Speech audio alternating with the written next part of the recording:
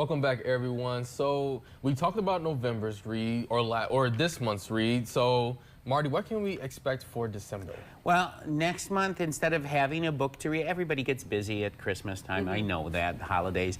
So we're going to just talk about the best books of 2025.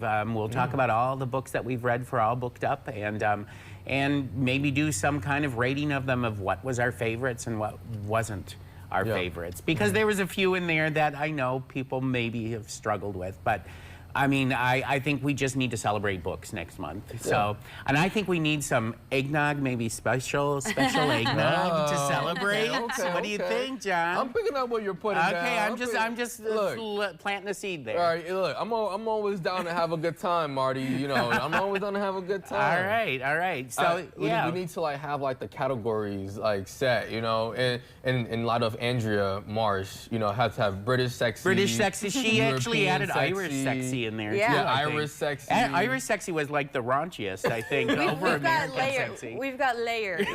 Layers of sexy. Onions. Yeah, onions. Yeah, it's all like onions. You know, sexy is onions. Being sexy is like an onion. How about that for a metaphor? You're a writer. You know, I just got that from Actually, Shrek, I think that's the name of your first song for musical. The musical, Being Sexy is Like an Onion. Is like an onion. Being sexy is like that's an your onion. that's your oh, song. Oh man, I've got quite the project to work on. You do, and I'm looking forward to it. I'll be in the front row. Yeah, but I want to recap some of those books right now, just to get us thinking about them. Oh gosh, I'm trying to see. It's been a whole year. It's been nearly a year. 11 months. Yeah, I'm going back through my head. I mean, obviously we had the October read, which was that Indigenous book, Never Whistle at Night. We've had oh gosh.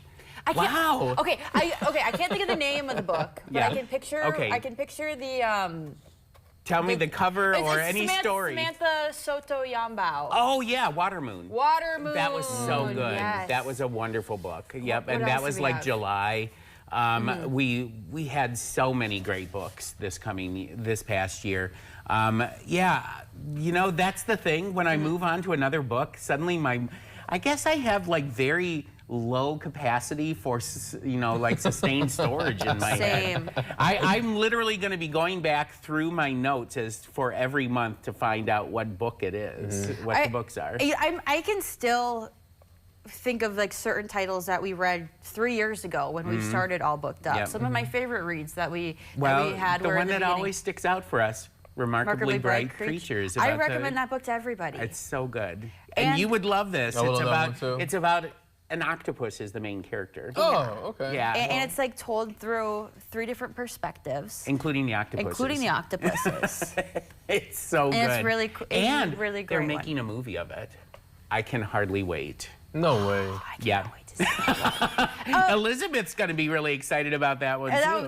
That was one of my favorite ones. And then my other favorite book that we read in All Booked Up was Demon Copperhead. Oh, yep. Yeah, that was such a wonderful book. We've had so many great books. Demon Copperhead is like really up there. Maybe I just need to bring all the books that we've read for the past 3 years.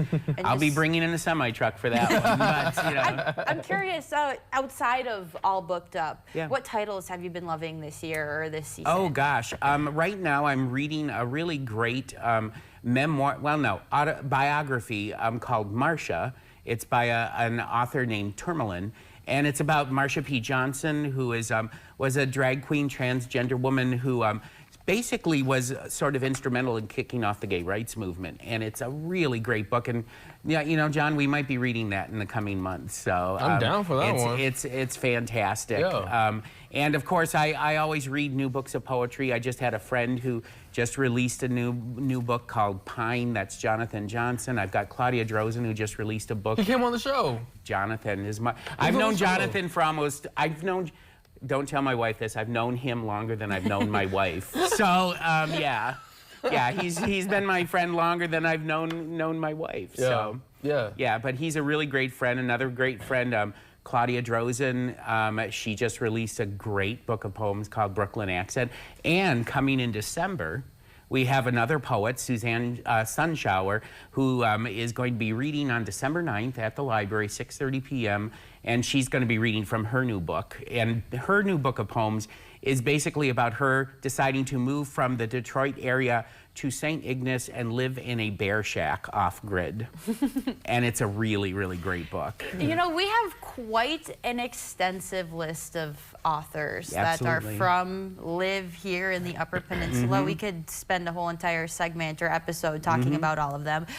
You already started to mention some upcoming events at the library. I want to keep talking about that. We do have to take a commercial break, but we're going to wrap up our All Booked Up segment, telling you about what you can expect at the library for the remainder of this year. Stay with us.